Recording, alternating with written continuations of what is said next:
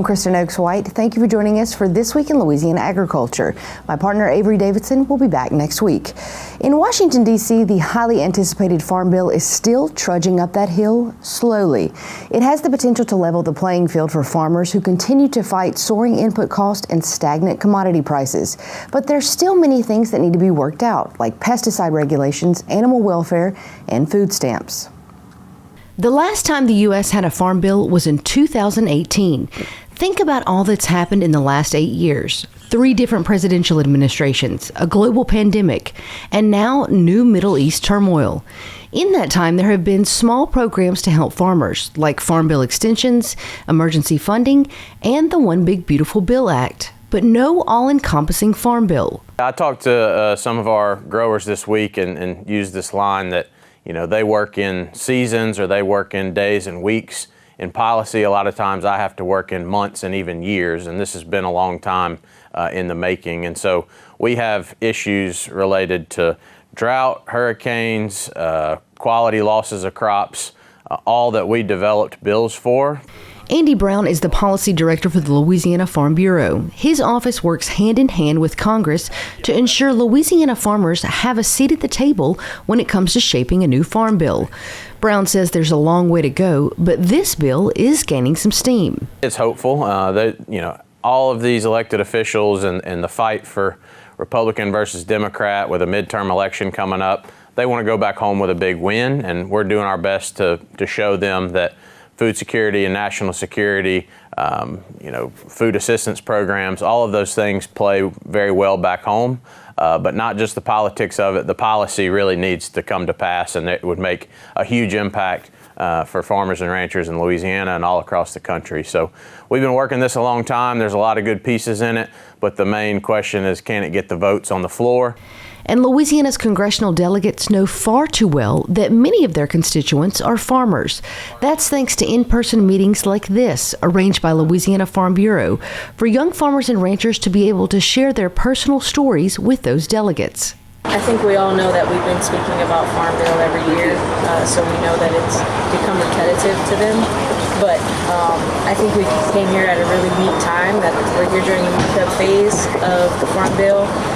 Being able to sit in there and kind of be a part of history was really neat. Laura Hebert, a crawfish and rice farmer in Vermilion Parish, got to sit in on the markup of the bill by the House Committee on Agriculture, along with Tangipahoa Parish rancher Macy Rushing. To see all the policies and then them communicating back and forth and going back to the chairman and all the amendments and how they really got into the verbiage of it, it was so interesting. It was so exciting to be a part of. So it was really awesome to have the connections and the network to get those young farmers in the room late at night, deep into the night, when those legislators were working on our biggest package that we fight for every 5 years.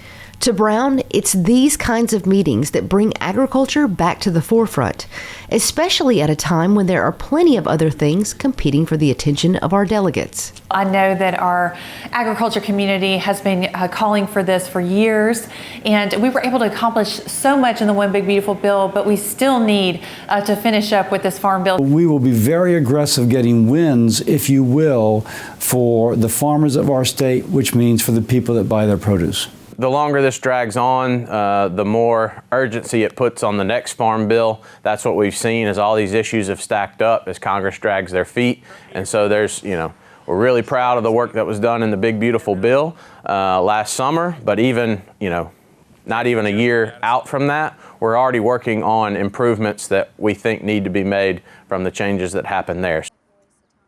If passed as it stands now, the new farm bill will be in effect for 5 years. As the war in Iran continues, the White House is proposing deep cuts to the U.S. Department of Agriculture. On the chopping block are programs the administration does not support. The budget calls for a nearly 20% reduction in USDA discretionary funding. That includes the elimination of community facility grants that help fund local projects. This is for things like rural hospitals, fire departments, and utility services. University research funding would also take a hit to the tune of about $500 million. Staffing levels across key agencies like the FSA and Natural Resources Conservation Service would continue to decline, with some offices losing more than a quarter of their workforce over 2 years. The proposal does include some increases, including more funding for USDA reorganization, as the department is planning to decentralize from its D.C. office. Lawmakers are expected to debate the plan in the coming months. The USDA also released its 2026 Prospective Plantings Report, and it shows a concerning trend for rice growers in Louisiana. According to a report by Farm Progress, rice acreage in Louisiana is projected to drop over 10%. That's a small amount compared to 51% expected in Mississippi. Arkansas is the largest rice-producing state, and it's projected to fall 22% in the next year. Corn, however, is projected to be on the upswing, growing 22% in Louisiana. These numbers are just predictions based on producer surveys and could change depending on factors like weather, fertilizer prices, and the war in Iran. Well, Easter is behind us, but crawfish season is still moving full steam ahead. Let's take a look at some of the prices from across the state. If you're in Houma, check out Captain Allen's Bait and Tackle. There you can find them for $3.19 a pound live and $5.19 a pound boiled. In New Roads, Big Boy's Corner has them for $2.99 a pound live and $5.99 a pound boiled. And in Manny, head to Cook's Crawfish Hole, where you can buy a pound of live for $3 and a pound of boiled for $5.75. These crawfish prices are brought to you by the Louisiana Crawfish Promotion and Research Board, which reminds you to always eat Louisiana crawfish and to make sure just to ask before you eat. Texas is a state known for its cattle, their university mascots, their own license plates, and they're 14% of all the beef produced in the U.S. Being our next door neighbors, they're also a great place to learn about successful beef operations. TWILA's Josh Meeks joined a busload of Louisiana ranchers for the annual Louisiana Farm Bureau Beef Tour to Texas. Newsflash. Texas is huge. But while it may seem like a lot of empty space, many of these rural highways are lined with cattle ranches. One after another, big gates swing open to grazing herds, feedlots, high-end genetics, you name it, Texas has it. We got the beginning story of every ranch that we went to, and it made me feel more comfortable and happier to know that we all started somewhere. At some point we had absolutely nothing, and these larger ranches have built themselves up, like Cavender's, like 44 Farms. They all had to start somewhere, and it makes me feel like I can get there too. Madison DeKaiser is the Commodity and Public Policy Coordinator for Louisiana Farm Bureau. Every year, she organizes this trip for a few dozen Louisiana cattle producers to get outside of their operations back home and get a new look at how others live.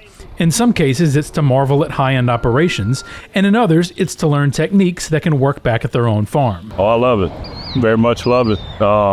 I very enjoy it. I mean, this is something that I'm truly passionate about, and I enjoy it. For Justin Womack, this is his first time on the beef tour. It's one of the few times that he's able to step away thanks to working a full-time job in addition to managing 200 head of cattle back in Zachary. For a first-timer, it's also a great way to network. It was interesting. In my first tour, I didn't know who would be on, to be honest with you. But it amazed me the diversified, different style backgrounds everybody's on.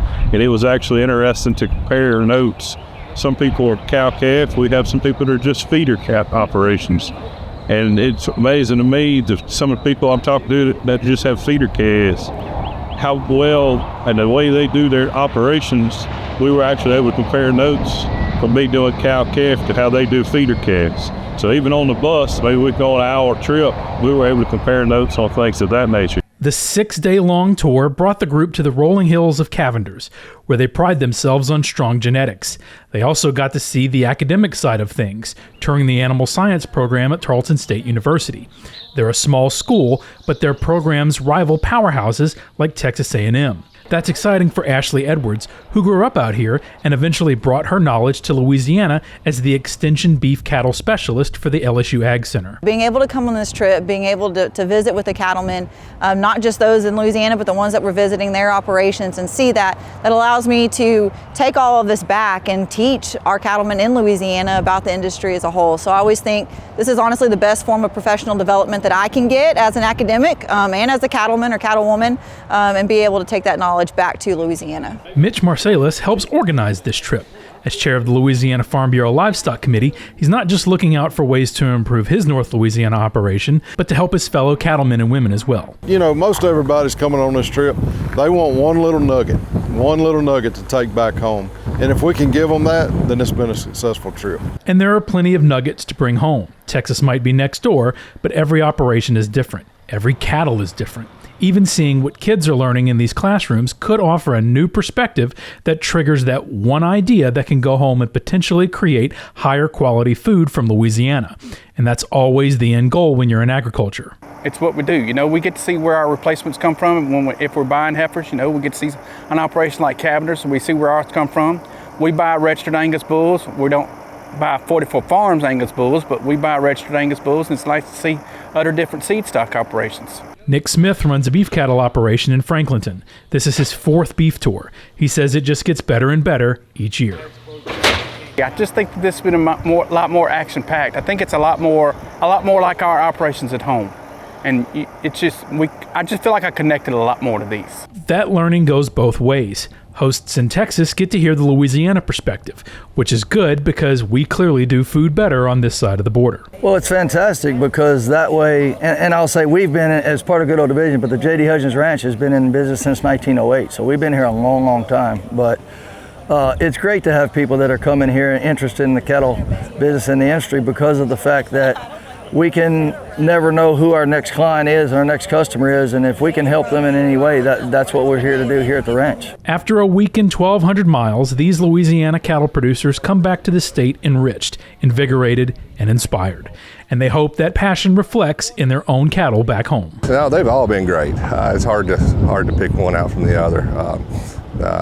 Each one of them's been something a little bit different, a little bit unique to its own, but no, they've all brought something different to the table that gave us all a little different piece of the pie to look at. Reporting from Texas for This Week in Louisiana Agriculture, I'm Josh Meeks.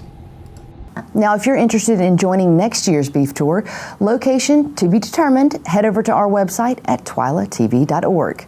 Still to come on TWILA, lock, stock, and barrel, shooting clay and raising money in North Louisiana, plus honoring a giant in Louisiana's sugar industry. Stay with us.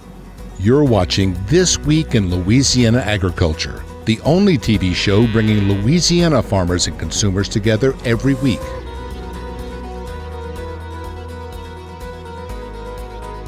Five more graduating high school seniors will soon find out if they've received a 4-year scholarship from the Louisiana Farm Bureau Foundation. Now, some of the money that funds the Linda and Wayne Zonbrecker Scholarship comes from the Louisiana Farm Bureau Sporting Clays Shootout held every year in Northwest Louisiana. The Caddo, Bossier, DeSoto, Claiborne, Sabine, Webster, and Red River Parish Farm Bureaus unite to put on this event. 27 teams competed at Los Palomas Sporting Range in Benton. The event raises money for the Louisiana Farm Bureau Foundation and the Louisiana Ag in the Classroom Foundation. Bossier Parish Farm Bureau President Lloyd Dotson says it makes him proud to see how many people came out for a good cause.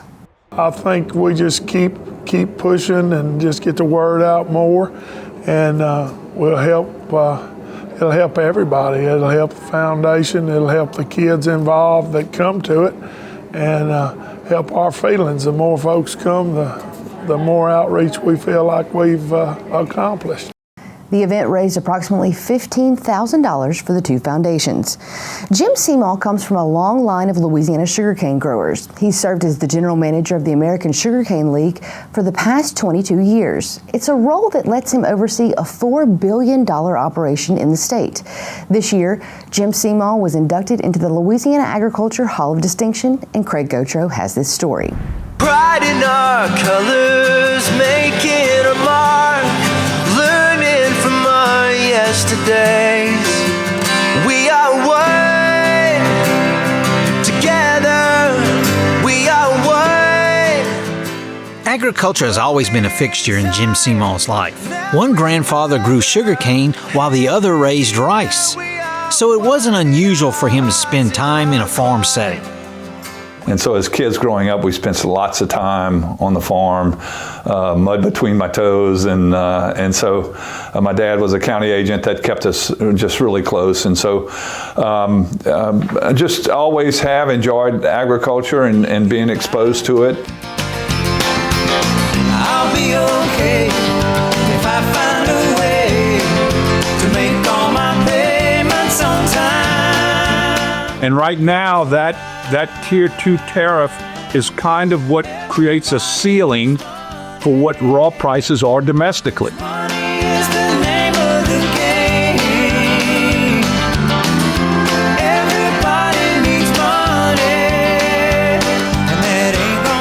Seamo's first job out of college was in the banking industry.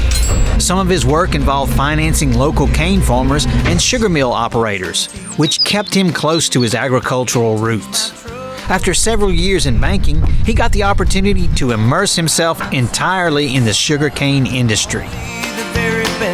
And so I was very fortunate back in 2004 to become the general manager of the American Sugarcane League, and it's just been a wonderful fit for me. We all have talents and abilities, and all of us are blessed with some kind of expertise in something, and it seems as though the work of the American Sugarcane League just fits my makeup.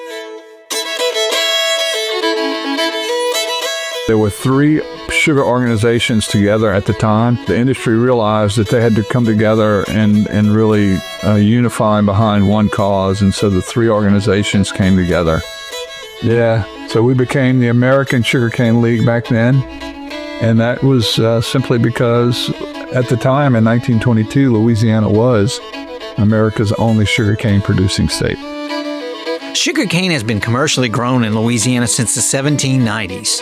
It has a large footprint across southern Louisiana and is the largest row crop in terms of value in the state. Right now there are only 2 cane growing states left in the U.S. It's Florida and Louisiana. It provides almost a $4 billion economic impact to our state.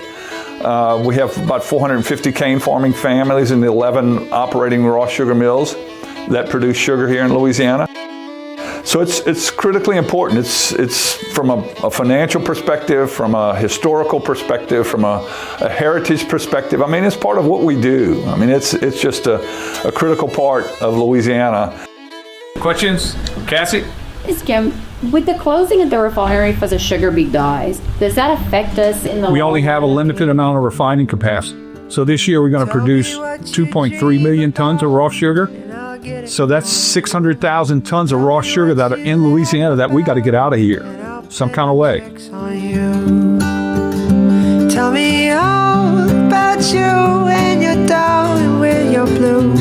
Tell me all about you and we'll see what we can do. She was telling me the USDA had released some dietary guidelines that were very negative on sugar. It's almost as though zero sugar had become a brand in itself. I'm waiting pretty soon for them to put zero sugar on this. One of the things that the dietary guidelines said is eat more real food. So we think that real sugar can be a healthy part of a balanced diet with a balanced lifestyle. It's gluten-free too. Yes. One of Seamo's most important responsibilities is being a strong advocate for the sugar industry. That duty requires him to work with state legislators and congressional members to convey the message that a strong domestic sugar program benefits the country. So we create messaging on the importance of being able to produce a domestic supply of a critical food item. And that's kind of our messaging. So dealing with trade issues is critical, dealing with the Farm Bill in Washington, making sure that we support the champions in Washington that support us. If you could tell a story that everyone would understand. We've often said in Washington, no one tells the story of a cane farmer or a cane miller better than a cane farmer or a cane miller. And if part of the work that I've done has been able to create opportunity for our farmers and millers to advocate on behalf of themselves, that's probably what's most rewarding. Growing a tropical crop in Louisiana's subtropical climate is a challenge and would be nearly impossible without a successful variety development program. The League and 2 other players provide the research and development of new varieties that are the lifeblood of sugarcane.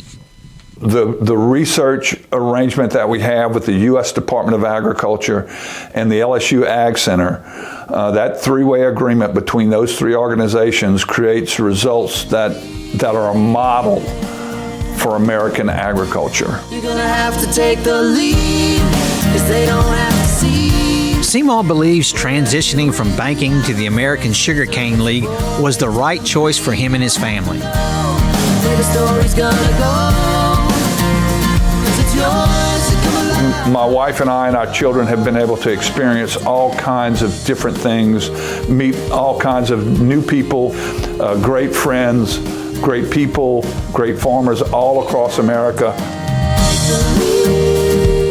I'm very fortunate to be able to do the kinds of things I do on behalf of Louisiana's sugarcane farmers and millers. You know, to see something that's been so important to my family in our history and be part of making sure that this industry is sustained and that we're going to be here for another 250 years is extremely rewarding. I don't think there's a better commodity in America to be growing in sugarcane right now. You're gonna have to take the lead, 'cause they don't have to see. Whether you've written down the phrases or it's a void to complete, you don't have to know where the story's gonna go. After the break, it's new.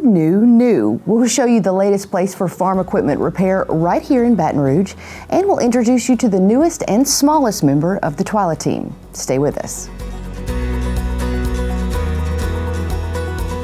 If you have or need a John Deere, there's a new place in Baton Rouge. Sunshine Equipment just opened a brand new facility off PQ Lane located on 4 acres on Rieger Road. The latest of their 17 shops statewide will serve as a central location for service, sales, and parts. That has the potential to benefit farmers across the state. So the way this benefits farmers is we also, with our parts location here, we can store additional parts and we can get them out to our stores a lot faster, because this store is in part of the central hub of our operations. The timing also worked out perfectly for Sunshine as the store opened the same week as the new PQ Lane I-10 off-ramp. Time now for this week's TWILA Boost, and this week we're congratulating 2 of our own. First, welcome to the world, Nathan Douglas Wiggers. Carl Wiggers' second son was born Saturday, March 28th, and that was about a week before his due date, but at 9 pounds 7 ounces, Mom Brittany wasn't complaining. We asked Carl's first son, Brady, who is 3, if he was excited to share his toys with his little brother. His answer was a very sharp no. We know he'll be a great big brother, though. Secondly, congratulations to Josh Meek's late father, Kevin. After a 40-year career in radio in South Louisiana, Kevin was inducted into the Louisiana Association of Broadcasters Hall of Fame. If you ever listened to talk radio around Baton Rouge, you probably heard Kevin and his co-host debating the hot topics of the day. Congratulations, 2 big honors for 2 of our best here at TWILA. Well, that does it for this edition of our show. Be sure to join us next week where we'll introduce you to the University of Louisiana at Monroe's new president and show how she's bringing a focus on agriculture. Until then, you can watch all of our stories online at twilatv.org, and be sure to like us on Facebook, follow us on TikTok and Instagram. You can also find all of these stories and more on our YouTube channel. Be sure to subscribe and turn on those notifications so you know exactly when we put out new content. For all of us here at TWILA, thanks for joining us. We hope to see you again right here next week.